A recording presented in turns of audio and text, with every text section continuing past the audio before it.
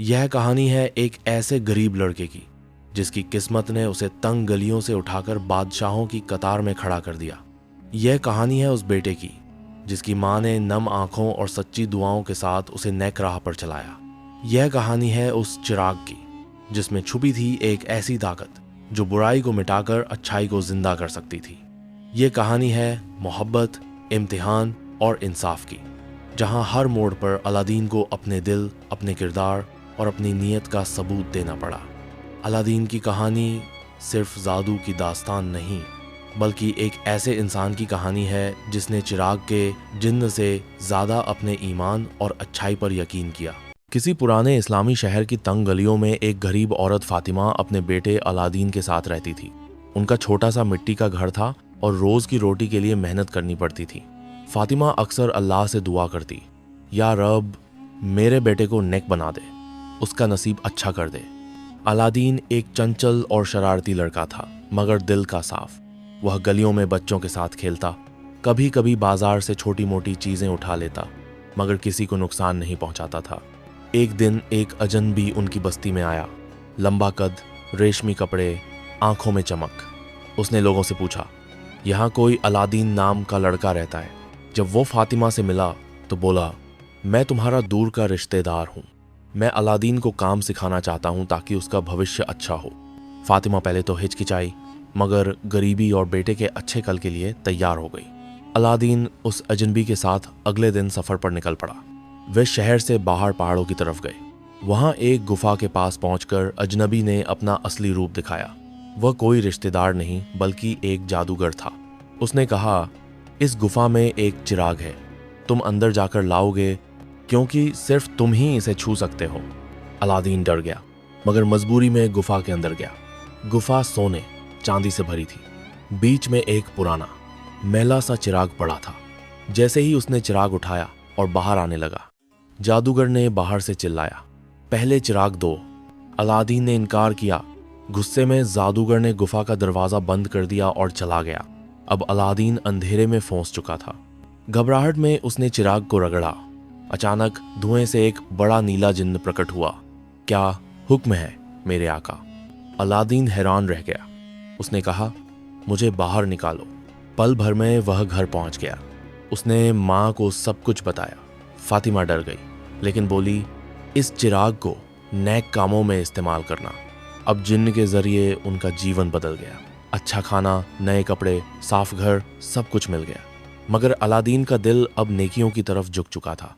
एक दिन बाजार में उसकी नज़र एक लड़की पर पड़ी, हिजाब में, शरीफ और पाक। वह शहजादी जुबैदा थी। अलादीन को पहली नज़र में उससे मोहब्बत हो गई, मगर उसने ठान लिया कि वह चिराग की मदद से नहीं, अपने किरदार से दिल जीतेगा। उसने मस्जिद जाना शुरू किया, गरीबों की मदद करने लगा और शहजादी के करीब आने का रास्ता ढूंढने लगा। मगर दूर कहीं वो जादूगर फिर से लौटने की तैयारी कर रहा था। शहर में अब अलादीन का नाम मशहूर हो गया था। लोग कहते थे, वो लड़का जो पहले गलियों में भटकता था अब नेकियों का बादशाह बन गया है। हर जुमे की नमाज में वह सबसे आगे होता, गरीबों को खाना बांटता, बच्चों को पढ़ने के लिए किताबें देता और बूढ़ों के पांव दबाता। मगर उसके दिल में एक ख्वाहिश छुपी थी, शहजादी जुबैदा से निकाह करने की। एक दिन अलादीन ने अपनी माँ से कहा, अम्मी, मैं शहजादी से निकाह करना चाहता हूँ। फातिमा चौंक गई, मगर बेटे की सच्चाई देखकर बोली, अगर नीयत पाक है तो अल्लाह रास्ता ज़रूर खोलेगा। अलादीन ने जिन्न को बुलाया और कहा, मुझे सुल्तान के महल जाना है। पल भर में वह सुनहरी कपड़ों में एक शानदार घोड़े पर सवार होकर सुल्तान के महल पहुंचा। वहां उसने आदाब पेश किया और कहा, मैं आपसे आपकी बेटी का रिश्ता मांगता हूँ। सुल्तान हौसा, मगर बोला, अगर तुम मेरी बेटी के काबिल हो तो 12 कीमती तोहफे लेकर आओ और एक महल बनवाओ जो मेरे महल से भी बड़ा हो। अलादीन ने जिन्न से कहा, जैसा सुल्तान ने मांगा है वैसा सब बना दो। रातों रात एक अलीशान महल, सोने के तोहफे, चमकदार घोड़े और नौकर बन गए। सुल्तान हैरान रह गया और अलादीन से निकाह मंजूर कर लिया। शहजादी जुबैदा भी अलादीन की सादगी और नेकदिल सोच से बहुत प्रभावित हुई थी। उनका निकाह पूरे शहर में धूमधाम से हुआ। मगर दूर कहीं वो जादूगर जो गुफा में अलादीन को फंसा कर भाग गया था, उसे पता चला कि चिराग अब अलादीन के पास है। वह फिर से शहर लौटा, इस बार एक बूढ़ी औरत के भेष में वह महल के बाहर आकर आवाज लगाने लगा, पुराने चिराग दो, नया चिराग लो। शहजादी को बात समझ नहीं आई और उसने पुराने चिराग के बदले नया ले लिया। जादूगर ने जैसे ही चिराग हाथ में लिया, जिन्न प्रकट हुआ। क्या हुक्म है मालिक? जादूगर ने कहा, इस महल को शहजादी समेत एक वीरान जंगल में ले जाओ। पल भर में सब गायब हो गया। शहर में हाहाकार मच गया। सुल्तान सदमे में था, मगर अलादीन हिम्मत नहीं हारा। वह शहर से निकला, हर कोने को छाना, जंगल पहाड़ पार किए। आखिरकार एक दिन एक बुढ़िया ने बताया, मैंने एक चमकदार महल पहाड़ों के पार देखा है। अलादीन वहां पहुंचा, चुपके से महल में दाखिल हुआ और शहजादी को ढूंढ निकाला। जुबैदा ने रोते हुए कहा, मैंने अनजाने में चिराग दे दिया था।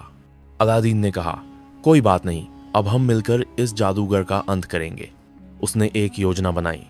शहजादी ने जादूगर को खाने में नशा दे दिया। जब वह बेहोश हुआ, अलादीन ने चिराग छीन लिया और जिन्न को बुलाया, मेरे महल को वापस शहर ले चलो और जादूगर को एक वीरान टापू में फेंक दो। सब कुछ फिर से ठीक हो गया। शहर में जश्न हुआ। सुल्तान ने अलादीन को वली अहद उत्तराधिकारी घोषित किया। अलादीन और जुबैदा ने मिलकर राज किया। वे हर फैसले में इंसाफ, रहमत और नेक नियत को अहमियत देते। चिराग अब भी उनके पास था, मगर अलादीन ने उसे एक पत्थर में सील करके छुपा दिया ताकि कोई भी फिर कभी इसका गलत इस्तेमाल ना कर सके। और इस तरह एक गरीब लड़के की कहानी, जिसने नेक रास्ता चुना, इंसानियत को अपनाया और सबक सिखाया कि असली ताकत दिल की सच्चाई और किरदार में होती है।